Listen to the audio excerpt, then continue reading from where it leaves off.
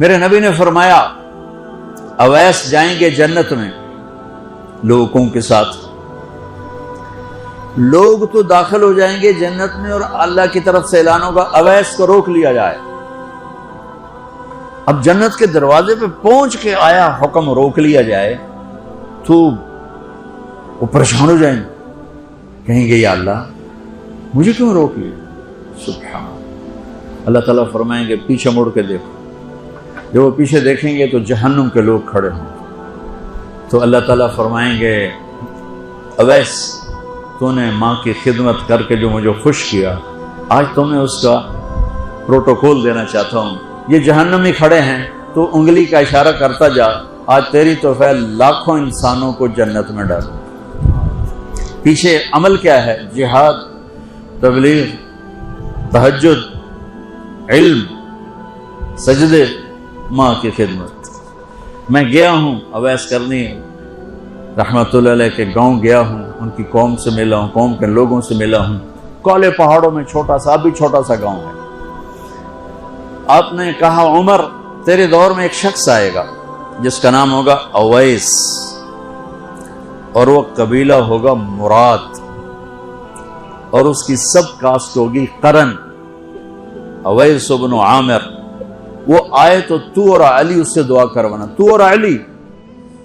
ابھی تو امام علی کے میں نے واقعات آپ کو فضائل سنائے، اور عمر، میرے نبی نے کہا میرے بعد کوئی نبی ہوتا تو عمر ہوتا۔ عمر میں نے جنت میں محل دیکھا، میں نے پوچھا کس کا ہے؟ مجھے کہا گیا قریشی کا ہے۔ میں سمجھا میرا ہے، میں جانے لگا تو مجھے کہا گیا یہ تو عمر بن خطاب کا ہے۔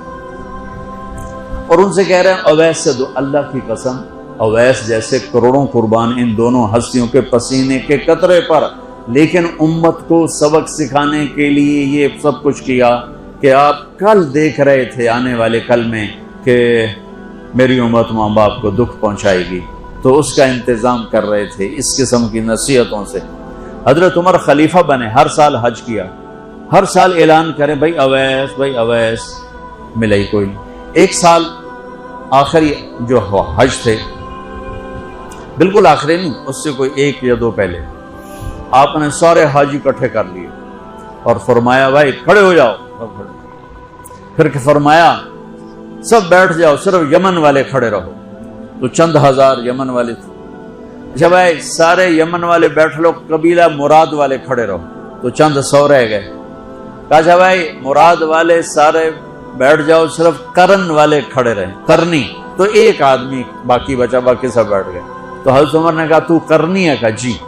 اویس کو جانتے ہو؟ کہا جی میرا سگا بھتیجا ہے، اور وہ تو تھوڑا ہلا ہوا ہے، آپ اس کو کیوں پوچھیں؟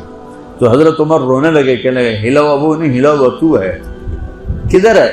کہا جی اونٹ چرانے عرفات کی طرف گیا ہے۔ تو آپ نے حضرت علی کو ساتھ لیا اور دوڑ لگا دی عرفات کی طرف۔ عرفات پہنچے تو ان کو دیکھا ایک درخت کے نیچے نفل پڑھ رہے تھے اور ساتھ اونٹ چر رہے تھے، تو یہ دونوں آ کے بیٹھ گئے۔ تو آپ کو دیکھ کر، آپ دونوں کو دیکھ کر اویس نے نماز مختصر کر دی، سلام پھیرا۔ تو حضرت عمر نے فرمایا کون ہو بھائی؟ کہا جی مزدور ہوں، مزدور ہوں، تعارف نہیں کروایا، مزدور ہوں۔ ارے بھائی تمہارا نام کیا ہے؟ کہا جی اللہ کا بندہ۔ او بھائی ہم سب اللہ کے بندے ہیں، تیری ماں نے تیرا نام کیا رکھا ہے؟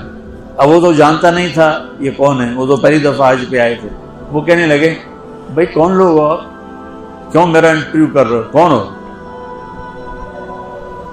یہی کون ہو؟ اس پر حضرت علی نے فرمایا کہ اویس یہ امیر المومنین عمر ہیں اور میں علی۔ پھر ان کو کرنٹ لگا اور وہ معافی مانگنے لگے کہ میں تو آپ کو جانتا نہیں تھا، مجھے تو پتہ نہیں تھا۔ تو آپ نے فرمایا ہمارے لیے ہاتھ اٹھا کے دعا کر۔ کہ وہ کیوں؟ کہ ہمیں ہمارے نبی نے فرمایا تھا کہ یمن سے ایک آئے گا نوجوان اویس، اس نے ماں کی خدمت کر کے اللہ کو اتنا راضی کیا ہوا ہے، جب وہ ہاتھ اٹھاتا اللہ اس کے ہاتھ خالی نہیں لوٹاتا۔ یہ آپ نے اس وقت حضرت عمر سے فرمایا کہ عمر اس لیے دعا کروانا کہ جب وہ یوں کرتا ہے تو اس کے ہاتھ خالی نہیں آتے۔ تو حضرت اویس کرنی رونے لگے، کہا جی میں آپ کے لیے کیسے دعا کروں، کرتے ہیں؟ پھر اللہ کے نبی نے کہا تو اتنی بڑی ہستیوں کے لیے دعا کرنے والے چھوٹے، جن کے لیے دعا مانگ رہے ہیں بڑے، پیچھے عمل کیا ہے؟ ماں کی خدمت۔